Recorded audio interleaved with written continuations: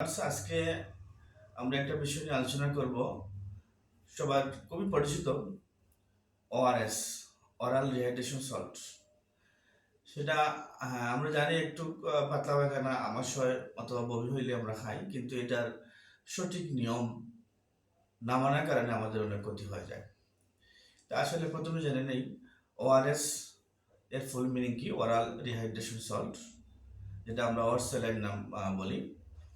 সেটা কি কি কারণে, কি কি সমস্যা দেখা দিলে আমরা খাই এটা মূলত এটা তিনটি কারণে আমরা খেতে পারি। সেটা হচ্ছে কি ডায়রিয়া, ডায়রিয়া, পাতলা পায়খানা, বমিটিং, যদি বমি থাকে তাহলে বমির জন্য, এবং হচ্ছে হিট স্ট্রোক।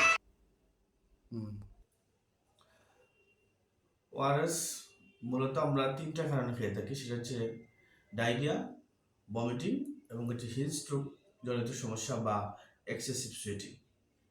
কিন্তু দুঃখের বিষয় হলো আমাদের অনেক রোগীরা ওর স্যালাইন, এটা শরীর যদি দুর্বল লাগে একটু তাহলে ওর স্যালাইন খেয়ে ফেলে। আসলে শরীর দুর্বলতার জন্য ওর স্যালাইন বা ওআরএস না।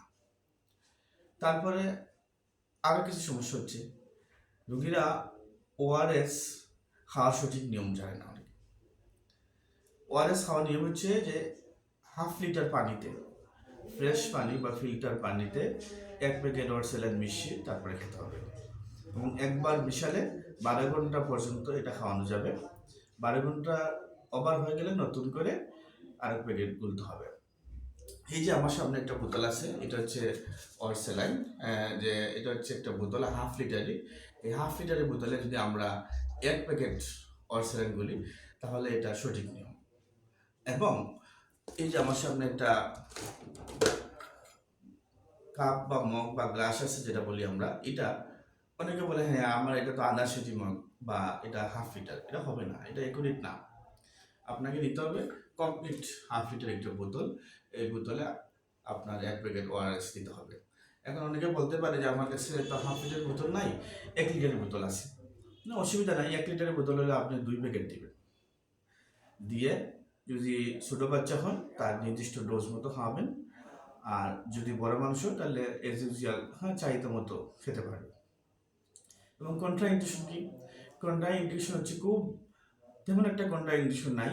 যদি পারসিস্টেন্ট ভমিটিং ধারাবাহিকভাবে বমি হতে থাকে, মানে খাওয়ার সাথে সাথে বমি হয়ে যায়, তাহলে ওআরএস মুখে খাওয়া যাবে না। এটা কি করতে হবে? এটা আইভি ফর্মে দিতে হবে, ইন্ট্রাভেনাস বা সিরাপ হতে দিতে হবে। এবং হচ্ছে হাইপার নেট্রিমিয়া, যদি সোডিয়ামের পরিমাণ যদি খুব বেশি বেড়ে যায় তাহলে এটা দেওয়া যাবে না। এবং সাইড এফেক্টস কী কী? এটা অবশ্যই সাইড এফেক্টস আছে। এটা হচ্ছে যে ইলেকট্রোলাইটস ইমব্যালেন্স করে, বেশি বেশি খাইলে এটা অনেক সময় ইলেকট্রোলাইটস ইমব্যালেন্স হয়ে যায়। হার্টের রোগীকে বেশি বেশি খাওয়ানো যাবে না, ডাক্তারের পরামর্শ ভিত্তিতে খাইলে কি হবে?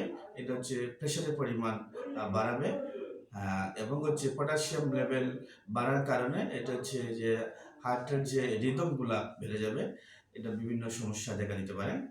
তো বন্ধুরা, আমরা অর স্যালাইন সঠিক নিয়মে খাবো এবং সঠিক নিয়ম মেনে চলবো এবং সঠিক উপযুক্ত কারণে খাবো। স্পেশালি 3টে কারণ হচ্ছে ডায়রিয়া বা পাতলা পায়খানা, বমিটিং, এবং যদি খুব বেশি শরীর গামার কারণে যদি হয়, আমরা শরীর দুর্বল লাগে তাহলে খেতে পারি। অযথা যে কোনো কারণে আমরা অরস্যালাইন খাবো না। অনেকে দেখা যাচ্ছে যে অরস্যালাইন প্যাকেটগুলি একদম মানে পানি ছাড়া খেয়ে ফেলে, এটা আসলে ঠিক না, এটা শরীরে অনেক ক্ষতি করতে পারে। বন্ধুরা, আজকে এ পর্যন্তই, ভালো থাকেন সবাই।